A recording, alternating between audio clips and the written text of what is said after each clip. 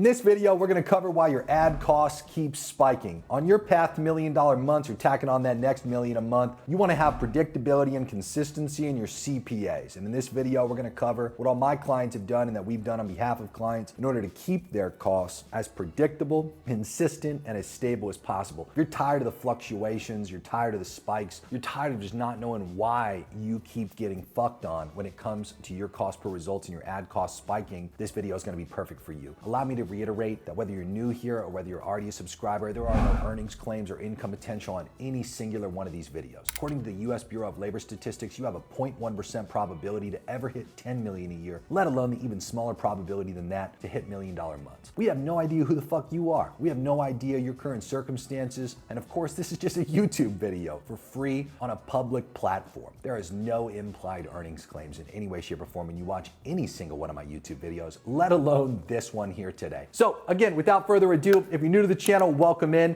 And of course, if you're already a subscriber, got another banger for you. Let's dive in. The first one, very important to understand. There is an entire newsroom, technically two of them, Meta Engineering and then their front-facing Meta Newsroom. Same thing with every other ad channel, by the way. They all have these places where them as a company distribute things that are currently changing or going to change. And one of the most recent massive changes that they made was a big algorithm update to the creative recommendation process called Meta Andromeda. And Meta Andromeda specifically, we had a whole video dedicated to just this one topic. You can go check out after this one if you think that this is the reason that you're getting fucked on. We also talk at length about this inside of all my paid programs with training videos, extensive how-tos, and also SOPs on how to overcome this specific issue. Overcoming it though in a very simplified nutshell kind of way, two paths. Path number one, 50 plus creatives a week. This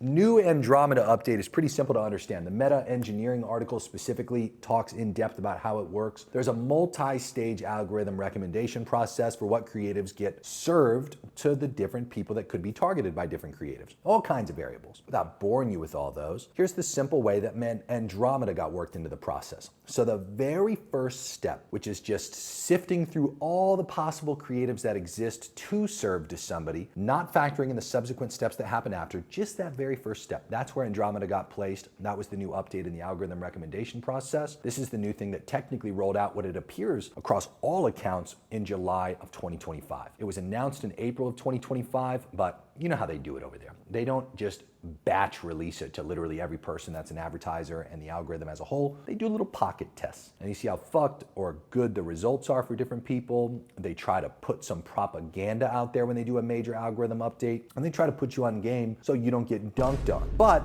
in July, I'll tell you what, I heard it very frequently. There were a lot of people who had large, extreme spikes. And if you still, at the time of watching this video, aren't educated about Andromeda, you, as the advertiser, are either not doing your due diligence on the platforms that you're choosing to spend a lot of money on, or the people that you've hired to run your advertising, if they haven't talked to you about this, sound like they might be the wrong people or are too overwhelmed or might need a great training program, like what you can find links for down in the description. Anyway, I digress. Point I'm trying to make is very simple. Path number one in this instance requires you to make upwards of 50 creatives a week.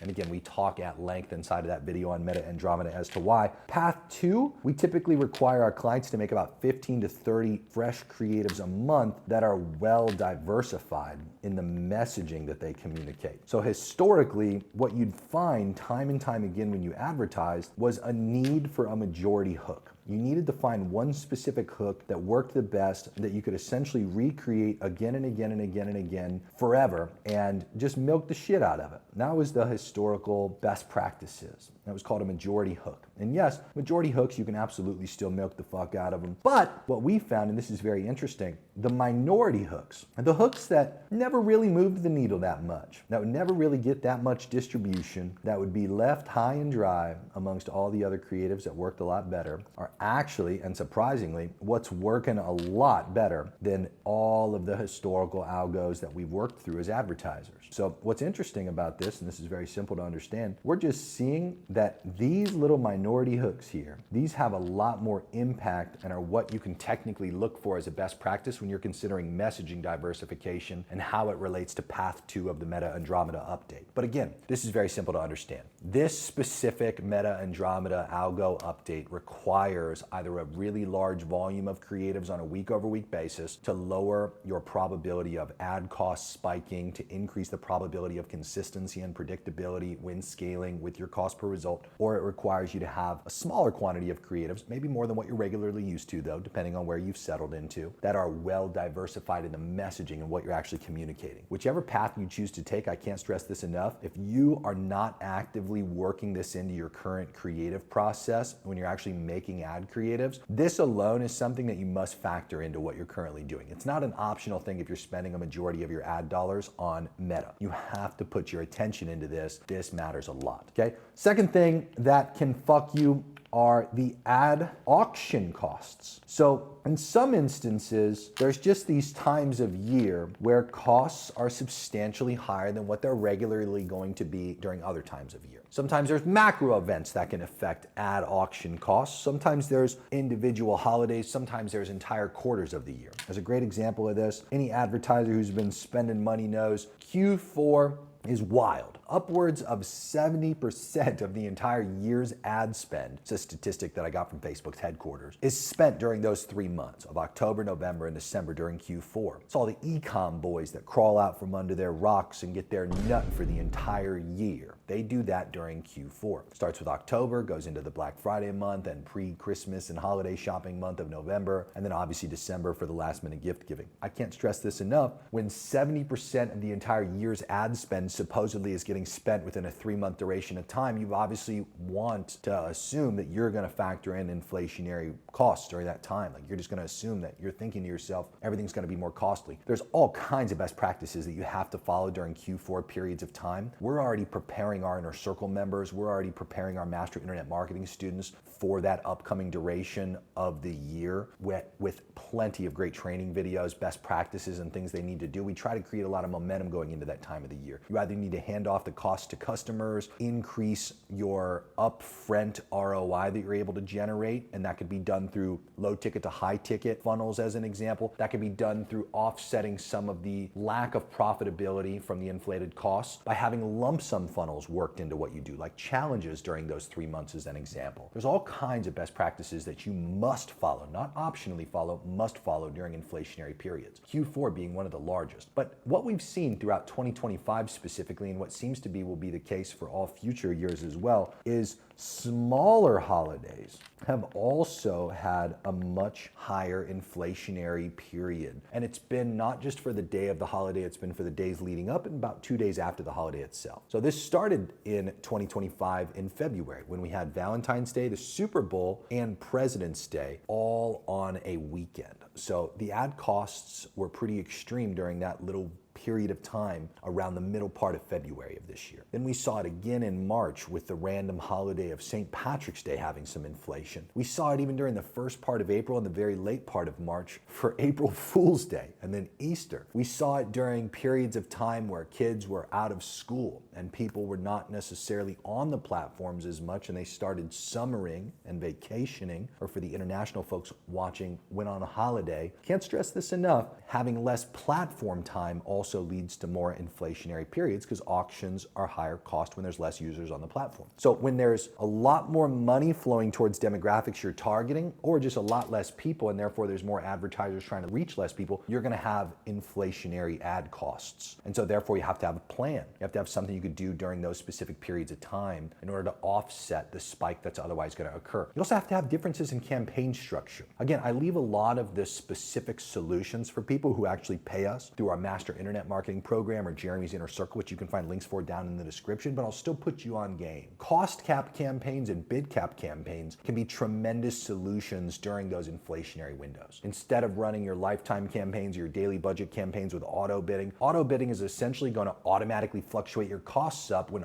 advertising auction costs inflate to a much higher level. There's also two other things that could be fucking you. Number one is ad fatigue. So Meta Andromeda is like ad fatigue on steroids, which was the first point that we had talked about inside of this video. But ad fatigue is a very simple thing to understand. Your cost per result starts to climb and your total result volume starts to decline. And when this little cross occurs right here, that is by all technical definition ad fatigue. And what we want to do during that period of time is really simple. All we have to do is put some fresh creatives in place of the old fatigued creatives and relaunch. We don't want to presume that ad fatigue means that our frequency got too high. That's not what it means. It doesn't just mean that the total amount of times that the audience saw our ads is what fatigued them. A lot of the times, this is just the ad platform communicating to you because they don't pick up the phone and call you and tell you these things. They communicate to you through signals. In this case, statistics as the signal. They say, hey, we want fresh creative. How do they tell you that? By spiking up your result cost and lowering your overall quantity of results you get. That'll make you pay attention, won't it? So anyway, we deploy ad fatigue protocol as a great way to mitigate ad costs spiking. That is a huge, very consistent, inevitable to run into problem that you're gonna have when you're dealing with scaling and trying to maintain consistency. And of course, depending on your level of spend dictates the frequency in which you're gonna be dealing with ad fatigue. You have to have a competent, well-educated individual working with you to try to forecast when ad fatigue is probable to occur and to have a plan in place for when ad fatigue occurs, what you're gonna do. I'll tell you this, you wanna always have a creative surplus. You don't wanna be one of those tweakers that as soon as you film creatives, you immediately try to throw them into the algorithm. You wanna always have some fresh creatives, some tests running, but you also always wanna have a surplus of creatives just sitting on the sidelines. That way you're not put into a reactive position when ad fatigue inevitably occurs. It's a very important point to make. And finally, the last specific issue that could fuck you when you are trying to maintain ad costs, you're trying to avoid those spikes or those big fluctuations, is being able to do a proper bottleneck analysis.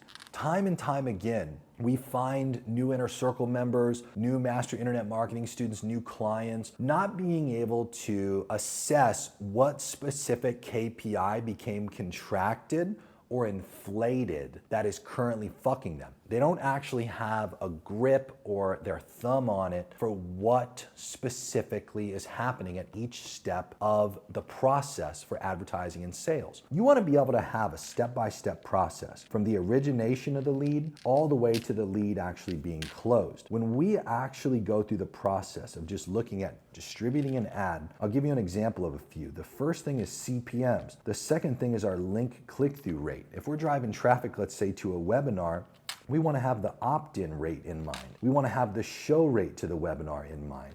We obviously want to have the quantity of people that stayed for the pitch, right? We want to have the quantity of people that converted to a call.